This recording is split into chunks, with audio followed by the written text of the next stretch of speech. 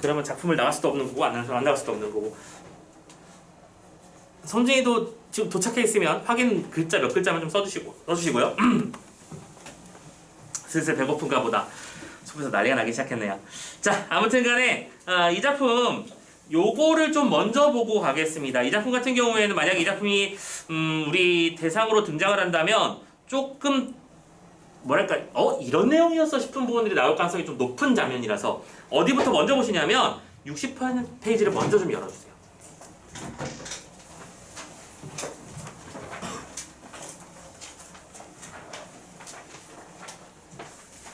잠깐만 60페이지보다 더 좋은 게 있나?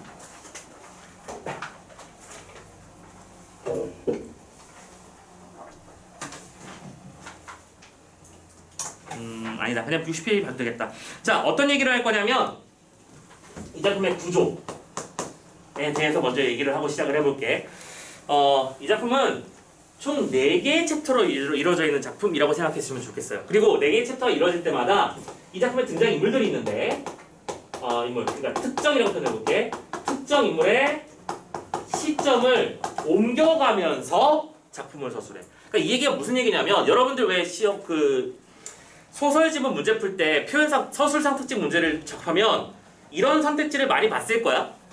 서술자를 교체해가며 뭐 이야기의 시점을 달리하고 있다 이런 식의 선택지 본 적 있지. 근데 너희들은 실제로 그게 답인 경우는 많이 없었을 거야. 왜냐? 시점은 대부분 유지됐을 테니까요. 그치? 뭐 기껏해야 내화에서 외화로 바뀌는 정도에서 이제 시점 변환 정도 얘기를 했을 거라고 생각하는데 이 작품은 아예 챕터마다 중심인물이 달라. 그래서 자 아버지가 있고요. 그리고 아버지 밑에 병국이라는 아이가 있고요. 그리고 병식이라는 아이가 있는데 참고로 보시면 이 작품은 총 4가지 시선을 지닌다고 했었잖아. 아버지 한 챕터, 병국이 한 챕터, 병식이 한 챕터, 그리고 마지막에 전지적 작가 시점으로 만들어지는 챕터가 하나 골고루 나타납니다. 그리고 이 단어는 꼭 기억해줘. 이러한 다양한 시점을 취한 이유는 뭐냐면 실제로 이 안에서 다뤄지는 사건은 하나야. 새가 밀렵되고 새가 환경오염에 의해서 죽어가는 현상을 말하는 거거든. 근데 그거를 이 인물들의 입장마다 서로 다르게 받아들이고 있고 다르게 대하고 있는 중이거든. 즉 우리는 이걸 보고 뭐라고 하죠? 하나의 사건을 입체적으로 조망할 수 있게 만들어주고. 그러니까 만약에 이 작품이 너희들의 모의고사 대상이 돼서 A 챕터와 B 챕터가 서로 다른 인물의 시점으로 서술이 된다면 선택지에는 이 단어가 들어갈 가능성이 매우 높아요. 아시겠죠? 그래서 무슨 얘기를 하는지 잠깐 보도록 합시다. 핵심 포인트 2번부터 먼저 볼 거예요. 이 작품은 총 4부로 구성되는데 각 부의 시점이 모두 다르다. 1, 3부는 각 인물의 몇 인칭 시점? 1인칭 시점이에요. 오케이? 체크해 주시고 이것도 써드릴까? 아버지를 중심으로 1인칭, 병국이 1인칭, 병식 1인칭입니다. 오케이? 그리고 동일한 사건에 대해서 인물들의 생각을 보다 효과적으로 드러낸다는 점, 이 얘기가 지금 선생님이 써드린 입체적 조망이라는 말로 대체해서 이 달 정도 꼭 기억했으면 좋겠고요. 제발 나와라. 오케이? 생각하면서 1부부터 보면 1부는 누구 시점? 병식이 시점으로부터 먼저 시작하는 거야. 근데 자 재수생인 병식이는 친구인 족제비를 도와 도요새를 밀렵해 판돈으로 유흥비를 쓰는 한편 학생운동화나 제적당한 형을 못마땅해 하는 내용으로 나와요. 자 전부 다 중심 사건은 뭐야? 도요새의 죽음이야. 근데 도요새의 죽음에 대해서 병식은 뭐예요? 밀렵을 합니다. 그리고 그 밀렵은 생활비로 이어지는 거죠.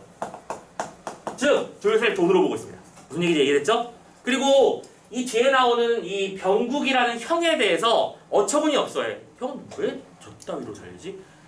그래 내가 총을 쏴서 덫을 놨지. 덫을 놔서 새를 몇 마리 잡았고 그거를 박제하는 데도 팔고 고기로도 팔고 이렇게 해가지고 돈을 벌었단 말이야. 그러면 이게 내가 지금 무슨 지구에 커다란 위협을 준 건가? 그래 내가 한 50마리 잡았어. 큰일 났어? 이런 입장인 거야. 이해됐나? 두 번째 병국의 입장이 나옵니다. 병국도 똑같이 도요새의 죽음에 대해서 판단을 하는데 자 학생운동을 했었어요. 그리고 학생운동을 하다가 제적을 당해서 고향으로 돌아온 거야. 아버지가 계신. 그리고 나서 이제 소일거리 삼아서 뭐 외출도 하고 그러다가 어느 날 도요새가 자꾸 떼죽음을 당하는 현상을 목격해. 그러면서 생각을 하는 거지. 물론 병식이가 몇 마리 잡은 것도 있지만 보다 근본적으로 이건 혹시 환경오염의 문제가 아닐까 하면서 군부대 시설 안에 도요새 서식처가 있었고 그치 군부대가 지키는 그 GOP 라인 그쵸? 그래서 거기에다 들어가서 이제 판단을 하고 정확한 상황을 파악하고 싶어서 몰래 철책을 넘어. 근데 문제는 그건 범죄잖아. 그치? 그러니까 얘는 사건의 본질을 밝히고 싶어서 선을 넘어다니는 아이야. 학교에서도 그렇게 해서 잘렸고 심지어 군대에서도 그렇게 해서 발각당해서 수사를 받게 되고. 왜냐면 단순하게 생각하면 그 군인들의 입장에서는 저 새끼 월서 선 넘으면 되잖아. 그치? 응. 핑계는 새라고 대고 있지만 간첩일 수도 있는 거잖아. 이렇게 해서 어떤 실현을 당하는 인물. 그래서 봐봐. 학생운동으로 제적을 당해서 당한 후 고향에 돌아와 자책하며 생활하던 중 동진간 하구의 환경오염 문제에 관심을 갖고 그 원인을 찾기 위해 노력하는 중. 자, 이건 뭐예요? 환경오염 문제에 대한 얘기로 이야기가 바뀌어버리는 거야. 됐죠? 자, 세 번째. 그러면 이 둘을 둔 아버지 입장은 뭔가를 살펴보면 아버지는 바로 먼저 읽어볼까? 봐봐. 실황은입니다. 아들 병국이는 진정서 때문에 비료회사 사람들과 군인이 찾아오게 되고 군 통제구역에 갔다가 잡힌 병국을 데려오면서 자, 참고로 이거 뒤에 스토리가 나오는데 아버지도 도요새를 자꾸 바라보는 사람이야. 근데 그 이유가 뭐냐면 도요새가 이북에서 이남으로 넘어오거든. 그리고 중간에 걸터 있는 거야. 그러니까 그거랑 뭐랑 비슷한 거야. 실향민으로서의 어떤 입장을 대변해주는 존재가 저 도요새였던 거지. 그러니까 안타까운 건 사실이지만 그 도요새에 관해서 이 아들내미들이 자꾸 사건 사고를 일으키니까 좀 머리가 복잡한 상태. 무슨 말인지 이해됐죠? 봐봐. 중심 소재는 도요새 하나야. 맞지? 근데 얘기가 전혀 다른 방식으로 흘러가고 있죠. 이해됐나? 도요새가 죽었어. 그거를 이쪽에서는 생활의 면으로, 이쪽에서는 환경의 면으로, 이쪽에서는 분단의 면으로 바라보고 있는 거지. 오케이? 체크해 주시고. 그래서 마지막 네 번째에서는 이 모든 걸 묶어서 전지적 작가가 등장을 하면서 사건 전체를 조망하게 됩니다. 병국은 새를 밀렵하는 병식과 다투게 됐고 이후 도요새의 비상을 바라보며 따라가려고 했지만 결국 놓치게 된다. 그치? 그래서 이거는 그냥 종합한다라는 식으로 이해해줬으면 좋겠고요. 된다? 그래서 이렇게 챕터별로 다른 얘기가 나온다. 그러면 여러분들은 지금 우리는 그 장면들 중에 일부를 보는 거잖아. 그치? 그래서 이걸 보고 다 읽었다라고 생각하지 마시고 작품의 어떤 중심축이 뭔지 그리고 어떤 사건들이 벌어질지 알고 있으면 대처하기도 쉽겠죠? 이런 것들을 내 걸로 만드는 과정을 가져줬으면 좋겠어요. 자, 밑에 있는 해설주 잠깐만 읽어봅시다. 동일한 사건을 보는 세 인물의 서로 다른 관점을 각 부마다 1인칭 주인공 시점으로 보여줌으로써 다양한 인간상을 효과적으로 제시하고 그 독자들이 그 인물의 내면에 보다 관심을 가지도록 해준다라고 되어 있는데요. 됐죠? 자, 그래서 이게 3번으로 또 이어지는 모습을 보여드릴게요. 그래서 결론적으로는 이러한 씬들을 통해서 결론적으로 뭐다? 1970년대의 사회의 모습을 그리는 게 이 작품의 주안점이야. 자, 밑에 해시폴지 3번을 보시면 아시겠을 거야. 지금 이 녀석은 이걸 두 개로 묶어서 선생님이 설명하고 싶은데 두 개로 묶어도 괜찮을 것 같아요. 경제의 성장과 그리고 동시에 산업화, 도시화 이런 것들에 대한 얘기를 할 수 있는 게 이 두 사람의 입장이지. 그러니까 병식이는 아니 새로 돈 버는 게 무슨 죄야? 지금 세상이 무슨 세상인데? 그러고 있는 거잖아. 어디 양반처럼 얌전하게 앉아가지고 자연을 논하면 그런 세상이 아니라고요. 우리가 이용할 수 있는 세상은 다 이용하면서 돈으로 환산시킬 수 있으면 좋겠다. 그게 바로 경제주의적 관점이잖아. 경제가 급격하게 성장하는 과정에서 사람들은 돈에 미쳐있게 됩니다. 오케이? 그런 모습을 병식을 통해서 보여주면서 동시에 산업화는 결국엔 뭘 만들어? 환경오염과 그치? 파괴 그리고 소외된 인간이라는 걸 만들어내잖아. 여기서는 그 중에서 이 산업화의 환경오염 현상을 얘기하는 겁니다. 그리고 마지막에 이 실향만의 입장도 있지만 이건 선생님은 또 이걸 이렇게 묻고 싶어요. 오케이? 이걸 1대1로 대응시키는 건 좀 곤란해. 이상해. 근데 묶어서 이해를 해보면 이 두 개의 세트는 또 뭐가 되는 거냐면 병국이가 이제 둘이 막 싸우잖아. 싸우다가 이제 그 아들내미들이 싸우는 과정에서 아버지가 아들내미를 데리고 내가 왜 도요새를 좋아하냐면서 자기 얘기를 해주는 거거든. 그럼 이건 뭐냐? 결국엔 분단의 상황. 그치? 에서 상처받은 사람이 존재하고 있었으면 1970년대는. 그치? 1950년에 전쟁이 발발돼서 56년 정도에 대충 마무리가 됐다고 쳤을 때 아직 1970년대는 전쟁의 상처가 채 가시기도 전일 거 아니야? 불과 10여 년 전에 내 아버지를 잃었고 어머니를 잃었고 내 동생을 잃었고 이런 사람들이잖아. 그치? 결국엔 분단이 돼서 심지어 못 넘어가는 사람들도 생겼고요. 이런 다수의 실향민들이 존재하는 이제 분단 상황이라는 거. 두 번째, 병국이가 아까 군부대 철책 넘어갔다가 잡혀갔다고 했었지. 그치? 뭐요? 국가의 안보가 중시되는 상황이라는 것도 동시에 보여주는 거죠. 자연의 환경 탐구보다는 국가에서 가지 말라고 했으면 가지 않는 게 더 중요한 거야. 오케이? 참고로 너희들 알고 있나요? 그 DMZ라고 알려진 그러니까 보호구역에는 지금 전 세계적으로 유래를 찾을 수 없을 만큼 그 뭐랄까 다양한 생태계가 만들어져 있다고 나온대요. 그러니까 지금 학자들이 뭐랄까 통일이 되고 나서 제일 원하는 것 중에 하나가 뭐냐면 거기를 완전 진짜 그린존으로 묶어가지고 절대로 개발하지 않고 냅두는 거. 자연 상태에서 그대로 보존이 되면 어떤 다양성이 만들어지고 이런 것들이 지금 거기서는 실제로 이루어지고 있답니다. 종의 다양성이나 뭐 쉽게 볼 수 없었던 뭐라고 해야 되지? 그 멸절했다고 알려져 있는 동식물들이 거기서 자라는 것들이 가끔 관측되고 그런데요. 관측 사진을 가져왔는데 거기서 이거 지금 멸종된 식물이었는데 이렇게 돼버린다는 얘기지. 그래서 선생님은 두 가지 생각하거든요. 만약에 통일이 된다면 니들은 통일을 어떻게 생각하는지 모르겠는데 이건 주제가 아니니까 선생님은 두 가지가 중요하다고 생각해. 거기를 진짜 우리 자원으로 만들어야 돼. 그래서 그 보호구역도 살리고 두 번째 여러분들 38선에 탐조등 켜지는 거 알아요? 38선이 아니지 지금 휴전선이지. 선생님이 한번 얘기한 적이 있었나 모르겠는데 북한은 이제 까대기를 통해서 철책 라인을 개미 한 마리만 지나가도 다 보이게 만들어 놓는 게 특징이었고 우리나라는 철책으로 막아놨잖아, 그치? 근데 이때 우리 철책 쪽 라인에는 일출 시간과 일몰 시간을 기준으로 정확하게 탐조등이 라인이 쫙 그려져요.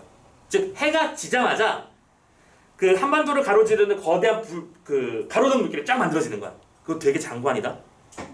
나름대로 이걸 보고 멋있다고 생각하는 것도 되게 슬픈 일이긴 한데 나중에 돈이 되면 이걸 어떻게 자원 삼아서 잘 살려가지고 지금 관광 자원으로 만들 수 있으면 좋겠다라는 생각도 들더라고요. 뭐 개인적인 생각입니다. 통일이 됐으면 좋겠는데 니들은 통일을 어떻게 생각하는지 궁금하네. 그냥 한번 그냥 재미삼아 물어보자. 통일이 됐으면 좋겠다. 통일이 되는 게 유리할 것 같다 손. 반대로 통일이 되면 좀 뭔가 좀 불편해질 것 같다 손. 확실히 나뉘는구나. 선생님 때는 무조건 우리의 소원은 통일, 꿈에도 소원은 통일 이러면서 노래 불렀거든. 주입식 통일이었는데 요즘엔 생각이 좀 바뀌어 있는 것 같아요. 자 어쨌든 간에 밑에 보시면 이런 얘기 나와 있을 거야. 결국에 도요술의 죽음에 관련해서는 폐수 방류가 좀 중요한 역할을 하거든요. 이 작품 속에서는. 자 밑에는 점 보세요. 폐수를 방류하는 비료회사의 노무 과정은 환경 오염보다는 경제 성장이 더 시급한 문제로 칭한다는 장면을 통해서 성장의 문제를, 또 포구였던 웅풀이는 개발되고 다리가 연결되는 과정에서 순식간에 유흥가로 바뀌고 그 유흥가에서 원하는 것들을 해결해주기 위해 병식이가 그 유흥비를 마련하기 위해서 밀렵을 하는 거거든. 그치? 경제 상황을 보여주는 것이며 마지막 세 번째 군 통제 고향에 갔던 병국이는 군부대에 잡히기도 했고 아버지는 또 고향을 그리워하면서 그리워만 할 뿐 어쩔 수 없는 상황. 그래서 아까 두 개씩 묶어야 된다고 했었지. 그치? 이렇게 다양한 70년대 형상을 그려내고 있는 작품이다 라고 정리하시면 좋겠어.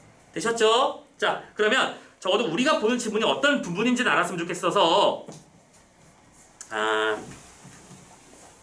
자 앞부분부터 가볼게요. 앞부분 줄거리부터 봅시다.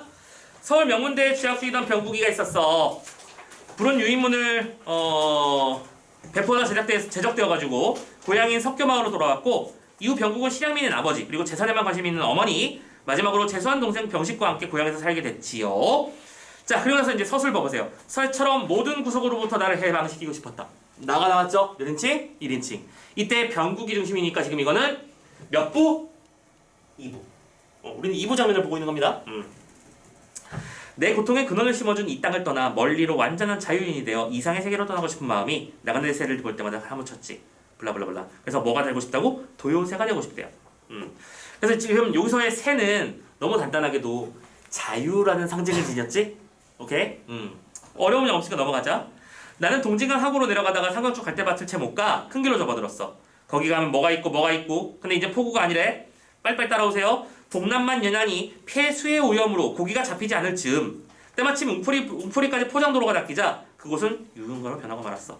자 키워드 두 개 보이죠? 폐수의 오염이라는 키워드 하나 그리고 그 밑에 줄에 유흥가라는 키워드 하나 체크되지? 그럼 이건 뭐가 되는 거야? 1970년대 사회상을 반증하는 증거물.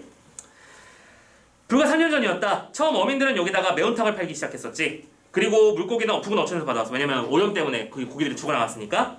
그러자 작업복에 안전모를 쓴 공장 기술자들이 출퇴근용 자전거, 오토바이 편으로 여기까지 몰려왔고 장사가 되니까 노선이 생기니까 방석집이 열리고 방석집이 열리니까 점점 유흥가로 발전하게 되는 거야. 1970년대 어떤 사회의 어떤 도시화 관련된 과정들을 그대로 보여주고 있는 거죠. 오케이. 사람들이 모이는 곳에 결론적으로는 장소가 생기는 거니까요. 나는 웅포리로 가는 참이었다. 거기에는 늘 찾는 집이 있었다. 유흥가에서 동떨어진 암벽 아래 해주집이라고 하는 해묵은 소주집이 있는데요. 칠순에 가까운 할머니가 손자 하나 데리고 제첩국을 만드는 숨은 술집. 아씨 땡기네. 아무튼간에 자 쓸데없는 소리 안 해야지. 그 할머니는 황해도 해주에서 6.25 때 피나놓은 38따라지. 자 지금 38따라지라는 표현도 지금은 안 쓰는 표현이죠. 38선 이남으로 내려온 사람들이라는 뜻으로 옛날에 약간 비하적 표현으로 좀 썼습니다. 나는 그 술집을 아버지에게 소개받았습니다. 서울서 내가 약행했을 무렵 어느 날 아버지는 나를 데리고 해주집을 찾았었고 목조 식탁에서 소주잔을 놓고 마주 앉은 아버지가 나에게 이런 말을 했었지라고 돼 있지. 자 그래서 지금 보면 배경이 설정되고 있고 인물이 세팅되고 있는 거잖아. 그리고 그게 사건 아니야. 흐름 보이시지? 배경에서는 해주집이라고 하는 묵은 이북 출신의 할머니네 소주집. 인물은 아버지와 나는 병국이었죠. 그 사건은 뭐예요? 이 아버지의 스토리를 듣는 거지. 그리고 자연스럽게 이 안에는 뭐가 담겨 있는 거야? 요 과정에서는 뭐죠? 남북의 분단이라고 하는 상황. 그렇죠? 분단 상황에 실향민들이 존재한다는 것. 그리고 아버지가 하고 많은 술집 중에 왜 여기를 데려오셨냐면 아버지도 같은 신세이기 때문이다 하면서 도요새에 관한 얘기를 지금부터 하실 겁니다. 오케이? 자, 좀 들어볼게. 그러고 나서 사건을 정리하자. 이제 너도 애비와 같이 잔을 나눌 나이가 된 것 같아. 내가 어릴 적부터 나는 사실 오늘과 같이 이런 날을 기다리는 셈이지. 이건 말투도 그대로 살려놓은 거 보이시죠? 약간 더듬는 겁니다. 이거는 일부러 그런 거예요. 내 맺힌 얘기를 들어줄 놈은 역시 맏아들밖에 없으려니 하고 말이야 하면서 유대감을 보여주고 있습니다. 그날 나는 많은 이야기를 나눴고 도요새에 대한 뜨거운 사랑의 근원을 처음으로 새겨들었습니다. 아버지가 말했지. 내가 유엔군 프로가 되자 나는 전향을 했어. 그럼 뭐예요? 원래는 이북의 출신이었다고 북한군으로 출전을 한 거야. 내 뜻에 따라 국군으로 자원 입대를 냈지 심지어. 그리고 훈장도 받았고 소위 승진. 1.4후퇴가 끝난 뒤였으니 그 뒤로는 다시 고향 땅을 못 받고 말았고 고향 땅이 수복되며 가족 데리고 이남으로 내려오려고 꾸며왔던 게 모두 수포가 되어버렸죠. 내가 변하기 시작한 게 그때부터야. 껍질을 깨고 세상으로 나오려던 병아리가 다시 달걀 집 속으로 들어가고 싶어 했으나 이미 원상태의 복귀가 불가능한 그러한 경우랄까 하면서 지금 비유적 표현을 통해서 그치? 아버지가 처해 있는 현실을 보여주고 있고 결론적으로 이거는 아까도 썼지만 실향의 아픔 이라고 하는 70년대 우리 상하의 근대사를 조명하는 거지. 오케이? 이 작품의 중심 소재는 새 한 종류예요, 그죠? 도요새입니다. 근데 그 도요새에 관한 얘기가 이렇게 다양하게도 나올 수 있구나. 정말 잘 조직을 잘했죠. 자, 그러면서 그 수첩에는 옛 사진이 하나 있었고 그 안에는 아버지의 과거의 가족 사진, 그치? 있었어. 근데 이때 중요한 건 색날과 누렇게 바래진 우표만한 증명사진, 그 조그만한 요만한 우표만한 증명사진이 노랗게 변했고 손때가 묻었다는 얘기일 거야, 그치? 그만큼 많이 꺼내서 봤을 거란 얘기 예상되시죠? 넌 이제 이해를 할 거야. 이 사진을 보더라도 나를 미워하지 않을 줄을. 그죠? 그럼 이 얘기는 뭐예요? 너와 내 와이프, 참고로 이때 와이프는 앞에서 혹시 살짝 보셨는지 모르겠지만 굉장히 지극히 현실적인 여성이거든. 그래서 재산을 형성하기 위해서 어떤 노력을 기울여야 될까 이런 고민을 많이 하시는 현실적인 여인입니다. 그런 상황에서 그 둘 사이에서 나온 아들이 병국이고 병식인데 아버지는 실은 다른 여자를 그리울 수밖에 없다는 걸. 그리고 자신의 속마음을 지금 드러내고 있는 거지.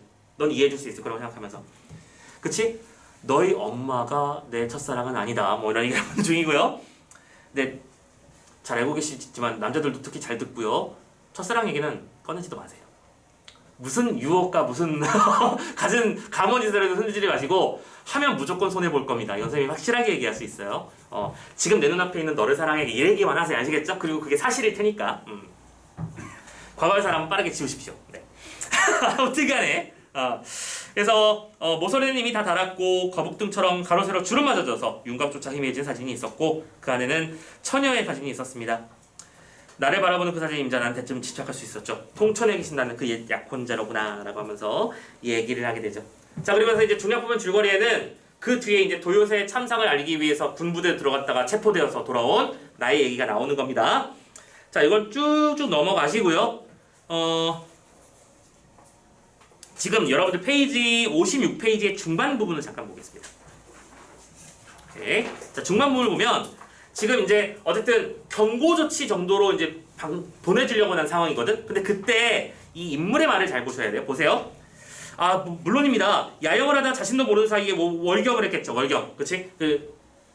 분단선을 넘어가는 행위가 남파, 뭐 북파 이런 것들을 월경이라고 해요. 아무튼 간에 어떻게 한번 용서를 바랍니다. 아비된 제가 주인은 단단히 시키겠습니다. 오케이? 그래서 우리 아들 좀 풀어달라. 얘가 지금 일부러 무슨 나쁜 의도로 간 게 아니다. 새에 빠져있는 아이다. 윤소령은 내게 담배를 권하고 사병 한 번 불러서 차를 끓여오려고 일렀죠. 그리고 68년 11월 울산 삼척지구 무장공비 출연으로 그들이 저지른 만행을 예로 들었습니다. 지금 이거 되게 유명한 사건인 거 알았는데? 울산 침수 사건. 그때 경비 보던, 그러니까 지금 원래 2인조로 경비를 보잖아. 그 육군 그때 당시 한 명이 상병인가 1병인가 그랬었고 나머지 하나가 2등병이었는데 보고 있는데 저기서 사람이 움직이는 거야. 바닷가라서 아무도 없어야 되는데 사람들이 두세 명이 움직이는 게 보여. 그래서 큰일 났습니다. 앞에 사람 보입니다. 라고 했어. 그래서 상병이 명령을 내리지 이 일병한테 옆초소, 그러니까 초소가 일정 간격을 두고 있잖아. 옆초소에 지원 요청 빨리 해. 오케이? 지원 요청을 하고 한 다음에 얘네 보내고 나서 지금 대기에서 이제 겨누고 있는데 걔들이 계속 움직이는데 놓칠 것 같잖아. 그래서 격발을 했어. 쏴서 한 명 첫 번째 촉발을 맞춰버려서 죽이고 두 번째 두 사람도 도망가는 거 다 죽이고 세 번째랑 이제 교전 중에 나머지 지원군이 온 거야. 그 세 번째 사람까지 잡아서 얘들은 순식간에 간첩 3명을 잡은 거야. 그리고 참고로 그 사람은 바로 대통령 포상 나오고요. 훈장 나오고요. 그 부대가 그냥 하나로 그러니까 새롭게 부대가 창설이 됐어. 그리고 이 친구는 6개월짜리 휴가를 받았거든? 휴가를 6개월 받은 다음에 돌아와서 군대에 말뚝 박았어요. 그래서 되게 전설적인 사람이 됐어요. 야, 한밤중에 니들 총 쏘는 게 보통 일은 아닌 건 알지? 그치? 정확하게 우리 영화에 보면 맨날 스나이퍼들이 팡팡 쏘니까 다 맞을 줄 알았는데 절대 그렇지 않습니다. 사거리도 계산해야 되고 뭐 가늠도 해야 되고 이런 것들이 많은데 그런 상황에서도 2명을 조절했고 나머지 1명도 전투를 통해서 잡아냈잖아. 어떤 부대의 어떤 기념비적인 인물. 그리고 참고로 이때가 무슨 시대였어? 반공이 활성화됐던 시절이잖아. 그치? 빨갱이들을 때려잡아야 되던 그런 시절이기 때문에 맨날 뉴스에 대서특필되고 이 사람이 막 참고로 적군 잡았다고 카퍼레이드 해주려고 막 그래. 대단히 자기의 책임에 충실한 거죠. 그쵸? 보통 사람 만약에 선생님이 그런 상황이었으면 쫄면서 버텼을 것 같아. 제발 도망가줘. 이러면서 모르겠다 이런 생각이 들었을 것 같대요. 왜냐면 보통 그런 배포가 있으려면 보통 사람은 아닐 테니까. 아무튼 그런 상황입니다. 그래서 그들의 만행을 들었죠. 남하에 썼고 블라블라. 그래서 블라블라 국내 유수의 공업단지 보안과 경비가 얼마나 중요함을 강조했다. 그러면서 이런 말을 하죠. 선생님, 우리는 실전, 진짜 전투가 없다 뿐 아직도 전쟁 중임을 안 합니다. 맞죠? 지금 현재도 마찬가지죠. 우리나라는 지금 휴전 국가입니다. 전 세계 유일 휴전 국가입니다. 아직도 휴전 선언이 안 됐어요. 그죠? 지금 어느 날 미사일 날아와도 할 말은 없는 거야. 근데 그건 어느나 마찬가지긴 하지. 그치? 휴전 안 했다고 해도 지금 우크라이나랑 전쟁하는 거 보고 있으면 그쵸? 무서운 겁니다. 정말 무서운 세상이에요. 자, 아무튼 간에 그래서 평화를 원하고 평화를 확보하기 위해서는 한시도 경각심을 풀 수가 없어요.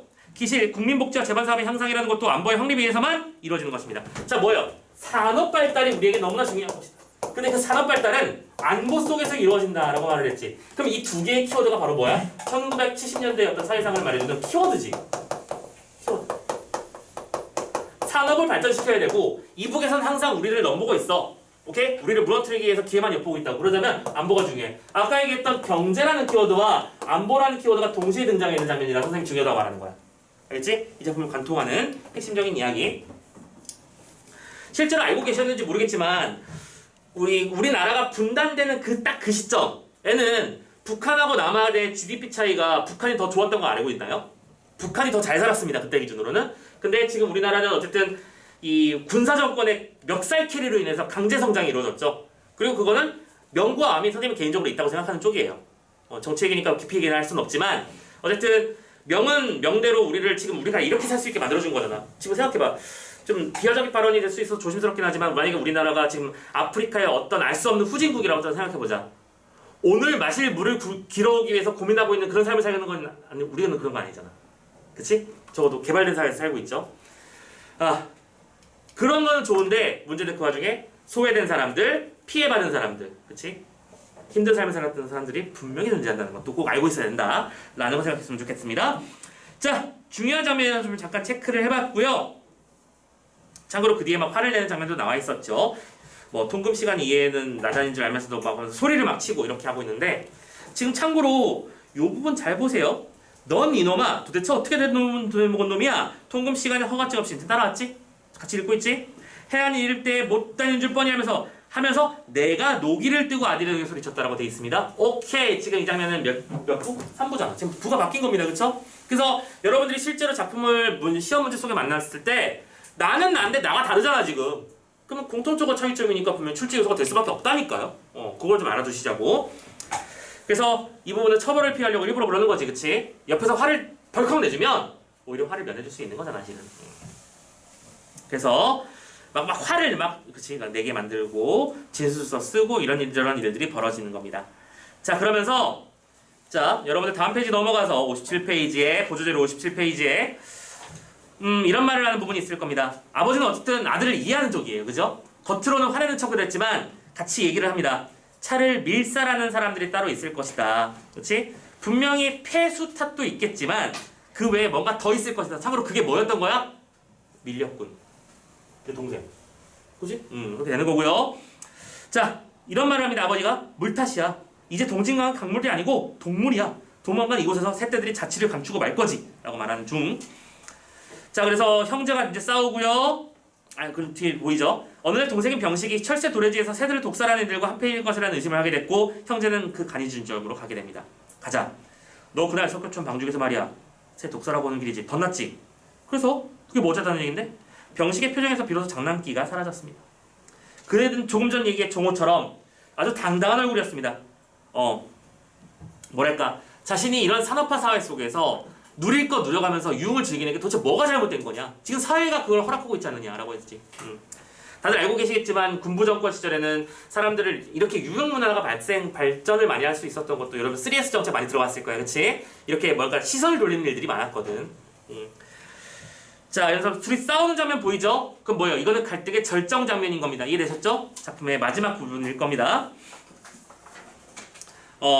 나 별 말고 같은 소리를 듣는구만. 아니, 날아다니는 세임자도 있나? 형, 지구의 새를 형님이 다 몽땅 사들였어? 어떻게 한 건데?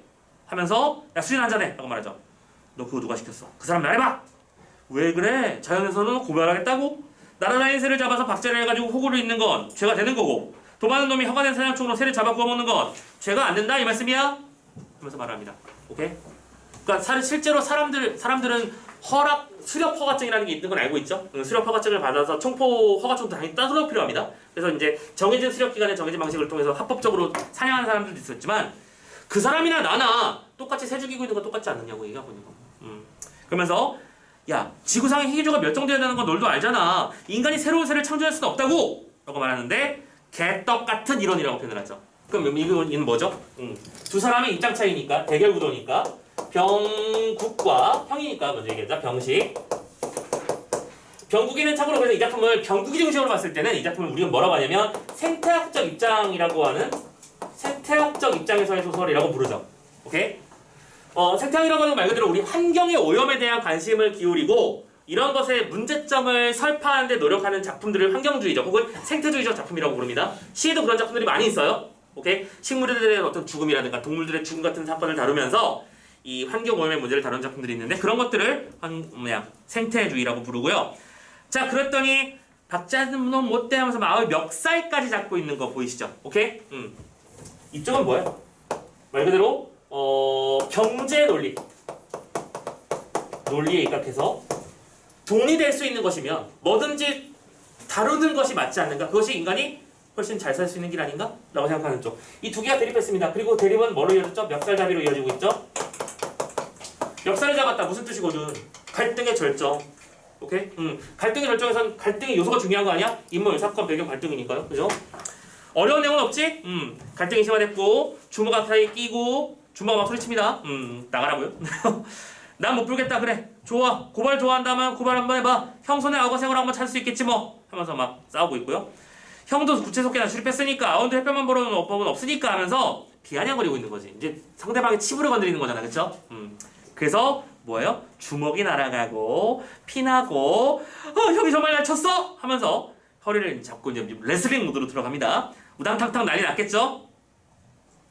그러면서 자, 형 오늘 내가 참는 거야. 내가 정말 다브리 탈출을 했다면 형한테 얼마든지 맞아주겠어. 그런데 내가 직접적으로 새를 갖다 잡아 죽인 것도 아니고 족제비라는 친구 따라서 신부로 같이 다녔는데 뭐 치사하게 동생을 고발하는 어째? 그딴 소리 나온다고? 하면서 100원짜리 동전 3개 딱 넣습니다. 술값이라는 얘기입니다. 그리고 나서 멀리 떠나고 있어요. 병식아, 학관 끝나면 집으로 꼭 돌아와. 모자비로 쓰러져 있던 병국이가 상체를 일으키며 외쳤습니다. 그리고 병식이는 이미 나가버렸죠. 아유, 바야설머니 안경알이 깨졌구만 하면서 안경의 왼쪽 알이 가운데를 정점으로 방석에서 금을 긋고 있었다. 넘어질 때 모서리에 부딪힌 모양. 병국은 술집을 나섰고 가로의 건물이 길 가운데까지 긴 그림자를 던지고 있었습니다. 병국은 학관을 지어서 족제비란 병식의 친구를 찾아낼까 하다가 그만두기로 했어요. 몇 번 볼 얼굴이라 기억은 나지만 그가 학관에서 나오는지 뭐 이런 것들을 알 수가 없기 때문에 그러면서 이도 저도 그도 아닌 상태의 고통에 놓여있는 상태인 게 얘기가 나올 겁니다. 그쵸? 그래서 결국엔 병국이는 중간으로 넘어갑니다. 중략 부분 줄거리 바로 윗달라. 두 손을 그냥 꽂고 공원 쪽으로 갔어요. 그리고 마음이 불편하니까 집에 가기도 싫어서 역시 그가 찾아갈 건 어디밖에 없다? 개펄밖에 없다. 그래서 황혼 무렵 바다를 향해 자맥질하는 새떼를 보자 라고 했습니다. 결국엔 개펄이라는 공간은 생태의 공간이죠. 그쵸?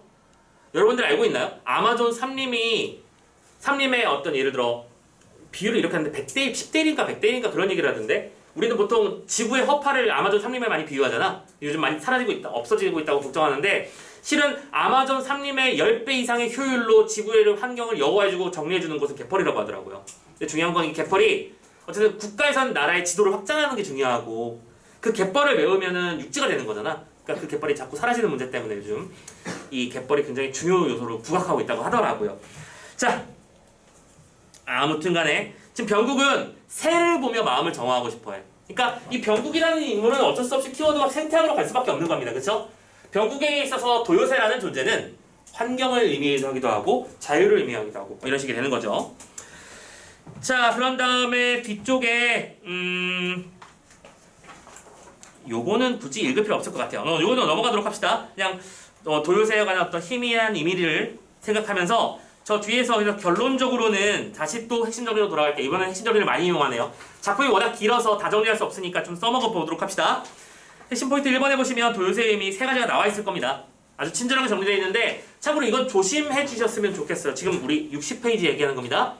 60페이지에 정리되어 있는 이 도요새의 의미를 기계적으로 암기하지 마세요. 선생님이 이런 보조자료 드릴 때 항상 조심스러운 부분이긴 한데 그 안에 나오는 내용을 마치 무슨 뭐 바이블처럼 외우는 친구들이 좀 있더라고. 근데 참고로 그렇게 외우면 문제에서 오류가 날 가능성이 매우 높습니다. 특히 가장 대표적인 게 보기를 통한 적용 문제잖아. 예를 들어 A라는 작품이 이런 입장을 취하고 있다는 것을 외웠어. 근데 그 문제의 보기에서 이 작품은 이런 면이 아니라 B라는 입장의 관점에서 바라보면 이런 해석이 가능하다라고 놓고 그 해석을 관점으로 적용해보라는 문제가 나오면 완벽하게 틀리게 돼버릴 거야. 무슨 얘기인지 알겠죠? 그래서 고정하지 마시고 다만 참고할 만한 단어는 나오는 거니까. 그치? 자, 병식의 입장에서는 뭐예요? 이익 추구의 대상. 병국의 입장에서는 자유이며 생태. 아버지의 입장에서는 향수를 상징하는 것이다 라고 하는 키워드 정도는 그래도 알아두면 좋겠지. 요 정도까지만 잡아주시면 괜찮을 것 같아요. 자, 전체 줄거리 나와 있으니까 한번 쓱 읽어보셔도 좋고요. 그리고 자면 참고로 선생님이 그 뒤에 보조자료를 하나를 더 실어놨을 거야. 작품이 길어서 이 작품 같은 경우에도 좀 다른 장면을 보여드리려고 실어놓은 것들이 있었으니까 참고해 주시면 좋겠습니다. 오케이? 특히 보조자료 중에서 어디 갔니? 65페이지를 보면 왼쪽에 도요새의 상징적 의미 표로 정리한 것 외에도 성장 중심 가치관에 대한 비판, 또 다양한 시점에 의한 서술에 대한 얘기가 나와 있을 거야. 그럼 이게 두 개가 뭐가 되는 거야? 우리가 생각하는 보기가 된다고 생각하고 너희들이 스스로 문제가 만들어진다면 내가 출제위원이야. 이걸 보기로 쓸 수 있대. 그러면 어떤 문제를 만들까 생각해보면 그게 나름대로의 공부야. 공부는 수동적으로 문제를 푸는 게 아니라 능동적으로 작품을 문제를 구성해보는 거야. 자, 잠깐 다시 딴 얘기 되는 거지만 선생님이 기출문제 많이 풀어보라고 하죠. 오케이? 기출문제를 많이 풀면 5번, 10번쯤 보면 어떤 일이 벌어질 거야? 답이 외워져. 아, 이거 2020년도 수능 문제 37번 문제인데 정답은 3번이었고 이때 이게 중요했었지 막 이런 것까지 다 기억난단 말이야. 오케이? 그럼에도 불구하고 걔들은 그 문제를 계속해서 들여다본다. 왜? 탐구하는 거지. 이 지문의 구성상에서 이 문제를 왜 냈을까? 오케이? 어떻게 하면 이 문제의 정답을 빨리 끌어내는 어떤 독해를 할 수 있을까? 그런 고민을 해주는 게 능동적인 공부야. 단순하게 수동적으로 내 눈앞에 문제가 존재하니 나는 그 문제를 정복하러 갈 밖에 이런 색으로 문제 푸는 게 아니라 마인드가 중요합니다. 아시겠죠? 그래서 자주 보고 많이 풀고 하는 연습하라는 것들은 좀 능동적으로 하는 것도 중요한 것을 말씀을 드리며 일단은 도요새에 관한 명상까지 진도를 마치도록 하겠습니다. 또 한 작품 젠장 남았네요. 마지막에 한 작품은 다음 주로 넘기도록 하고 요 뒤에 이어서 다음 주는 그러면 현대소설도 끝낼 거고요. 아 잠깐만 선생님 다음 주까지 정상 수업 한다고 했었지? 아까 얘기했었죠? 다음 주는 정상 수업 이어지고 잠깐 확인만 좀 해봅시다. 사진 찍어놨었는데 내가 말해놓고 내가 까먹어. 서울권 안 와도 되는. 잠깐만 기다려봐. 4월 20일 아니구나. 선생님 거꾸로 기억했구나. 4월 20일이랑 4월 27일 날 정상 수업을 안 한다고 했으니까 선생님 이렇게 할게요. 지금 그날 올 수 있는 인원은 오세요. 그리고 만약에 그때 시험 기간이 들어가는 친구들은 예를 들어 서울고 같은 경우는 이제 21일부터 바로 시험이라고 했으니까 시험 대비를 해야 되겠지. 그럼 못 오겠죠? 오케이. 그런 상황이 되면 부탁 하나만 합시다. 문자 한 번만 보내주세요. 저 시험 대비 기간이라서 다음 주에 오겠습니다. 이렇게 문자 하나 보내주시고 그렇지 않은 사람들은 그냥 오세요. 어쨌든 여러분들은 4월 20일과 4월 27일 둘 중에 하나에는 반드시 존재해야 됩니다. 무슨 말인지 알겠죠? 자기 상황에 맞춰서 오세요. 그래서 온 사람들 기준으로 선생님이 진도를 안 나가고 그냥 상담만 진행할 수도 있는데 그건 일단 상황 보고 말씀을 드릴게요. 오케이. 자 고생들 많이 하셨고 잘 찾아가시고요. 다음 주에 또 만납시다. 시험 대비 잘 마무리하시고요.